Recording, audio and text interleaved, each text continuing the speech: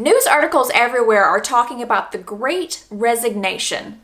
These articles are saying that surveys state that 25 to 40% of workers are considering quitting their jobs. So, where are they going and why are they leaving? Before we get started, my name is Jennifer. If you are new here and on this channel, I make videos weekly about saving money and leading a simple life. I'm also documenting our journey to paying off our mortgage by the year of 2024 and ultimately being financially independent.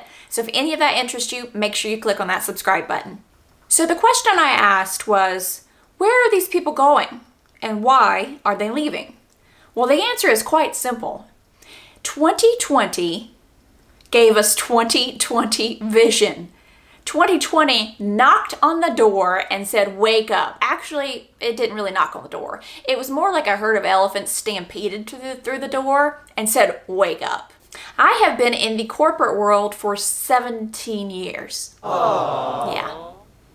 That just woke me up too.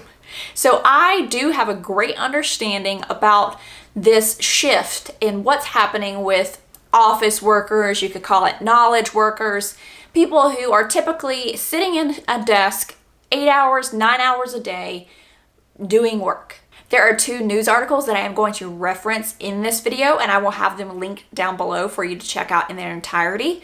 But I wanted to talk about this one in particular from NPR. They did some surveys and talked to some people who actually were considering this part of the Great Resignation. And this one is from Jonathan Caballero, and we'll just call him Jonathan from here on. He made a startling discovery last year. At the age of 27, his hair was thinning. He's a software developer, and he noticed that life was passing by too quickly as he was hunkered down at home. There was so much to do, so many places to see. Jonathan envisioned a life in which he might end a workday with a swim instead of a long drive. So when his employer began calling people back to the office part-time, he balked at the 45-minute commute. Think about that. That's an hour and a half extra per day. So we think about we're in the office, 9 hours, 1 hour lunch break, but a lot of us have commutes as well. And when all the traffic is there, an hour and a half out of your day added on to 9 hours already in the office is 10 and a half hours.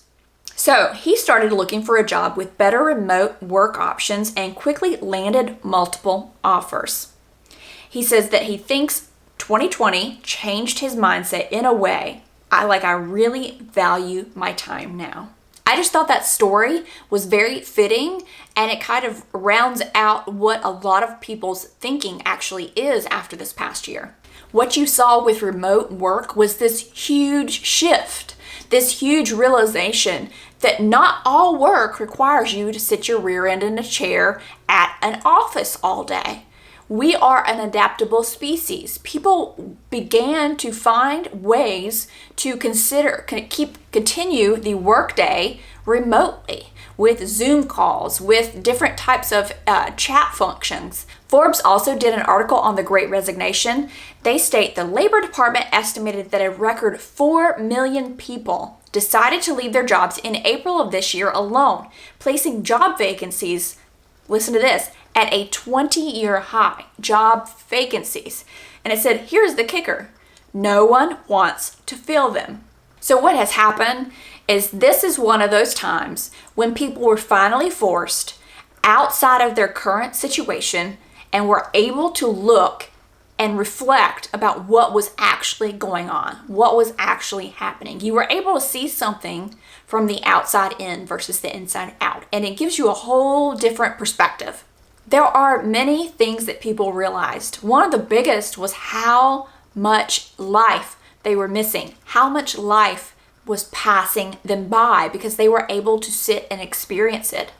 People also realized maybe what type of an environment they were in. If they were in a negative or a toxic work environment, they had bad management, or maybe they were underpaid and underappreciated. They were realizing that they were sitting on their butts for 9 hours a day. How much do you think people actually get done in that 9 hours? I've recently read a book called Deep Work by Cal Newport. I've mentioned this countless times at this point because it was a great read.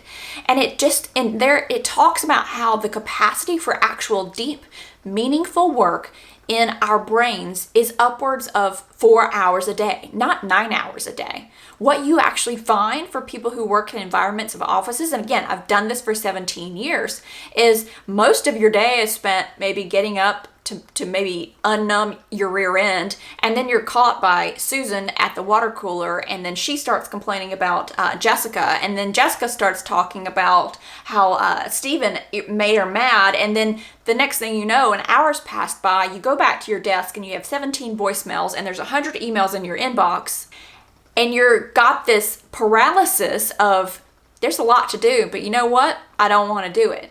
That happens all the time. And then you may decide to go out to lunch, and then you may decide, hey, I need another 15-minute break. By the time that the 9 hours is over, how much work are people actually getting done? I have been in offices where there were no windows, where it was nothing but cubicles and tons of people who maybe didn't necessarily want to do their job, would rather run around the office and gossip about everything. And just when you are around that negativity, honestly, sometimes you do better work when you get to the office earlier, or when you're not in an office whatsoever, because you're not distracted by these other people and their problems. And then you've got the management that lets them sit there and do that action and not do their work, and they're distracting you, but the management doesn't do anything about it. Obviously, I've experienced this. You also have people who are realizing that there aren't any vertical opportunities, any opportunities for promotions at the company they're currently in. Or they're realizing that their company may not weather further setbacks in the economy or in business. Now, of course, you've got some people who just aren't going back to work because they are getting unemployment and they're making more than they would if they were going back to work. We're talking right now about the Great Resignation and the people who are actually in their jobs, who are waking up and realizing there might be something more out there. There are several reasons people are really considering making a change. The first one is more flexibility. The ability to work from home, the ability to come into the office, the ability to do a combination of both. Because some people, let's be honest, not everybody can work from home and be productive. I know for me, I am more productive in an office. I have a 4-year-old. There you go. But I think a lot of people are realizing they would prefer the flexibility to be able to come into the office maybe a few days a week and work from home some as well. That way they don't have to worry about that hour-and-a-half commute every single day. They get that back. But flexibility, I think, is the name in the game these days. Now, what you're seeing with companies is you're seeing that this is great for people. This is great for us as employees. This is not going to be great for companies who are, as Peppa Pig likes to say, living in the olden days and not willing to change. 2020 has caused a huge shift in every part of our life, and it's going to cause a huge shift in the business world. It's happening. And if companies do not change with it, then they're going to be left behind. You're seeing other companies who are offering big incentives, big pay, and are searching out talent. They are what they call poaching. They are finding people who weren't even considering leaving or looking for another job, because let's just be honest, looking for a job in itself is a job itself, and it's just sometimes it's painful, it's hard, it's difficult. But what you're seeing is those companies that are realizing what's happening, and that we're on the better end of 2020, meaning whatever their business is took off, because you saw two different types of businesses happen in 2020. Some businesses took off, tech. Some businesses went way down, restaurant, hospitality. So the businesses that took off are the ones who are looking to hire. They are actively hiring, and they are looking for top talent. They're offering that flexibility, they're offering that pay, and they are poaching top talent. So the great thing about the employee, or us on this end, is we are able to make a decision based on a company's pay and the lifestyle that we want to lead. Do we want to work fully remote? Are you someone who wants to live in an RV or live as a nomad and be able to work from wherever you want? The biggest thing I think that's really happening is people are realizing that it's not all about the money either. They are missing this fulfillment, this passion. And I think my brother and I had a conversation about it more recently, where we talked about how you are looking for a challenge. If you've been in a job for so long and it's the same thing day in and day out, the thing about, I think, humans, this is my opinion, is that we look for a challenge. And I've been reading another book that talks about, happiness. Happiness is after you solve a problem.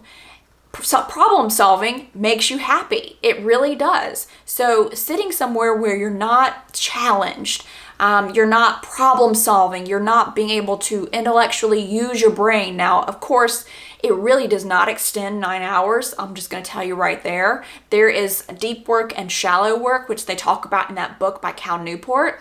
And deep work is when you're completely in it, you're doing it. Shallow work is more of email. And email is a whole nother monster that I could do a video on solely. But people want to feel fulfilled. They want to feel as if they contributed, if that makes sense. If they helped out everyone around them. They did a good day's work. Think about the last time you did work, knowledge work. And again, this is knowledge work. This is not, you're building a house, the project's complete.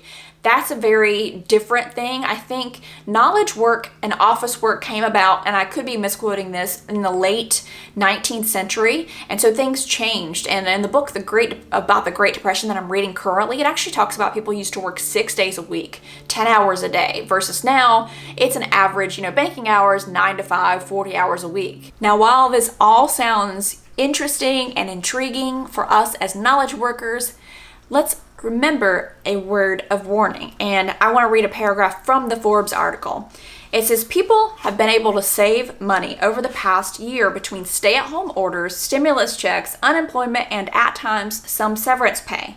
While this is all well and good, these funds will not last forever if employees do not find jobs that suit them and money runs dry. People may find themselves in a desperate situation and then employed at jobs that were worse than the ones they had before. This is something you really need to think about. I always recommend, before you quit a job, have another one lined up. Don't just go and free to the wind unless you're in a position to do so. You always need to take account of what your current financial situation is, and if you need help understanding that, or maybe starting to save money and get out of debt, make sure you subscribe to my channel, because I talk about lots of ways to save money and live life more simply. But it's just important to not fly by the seat of your pants, if you will. Think about where you are. Are you going to decide to quit a job? What's going to be better for you? Because obviously the grass is not always greener. There are many things to factor in when you're changing jobs. Location, flexibility, pay, of course, paid time off.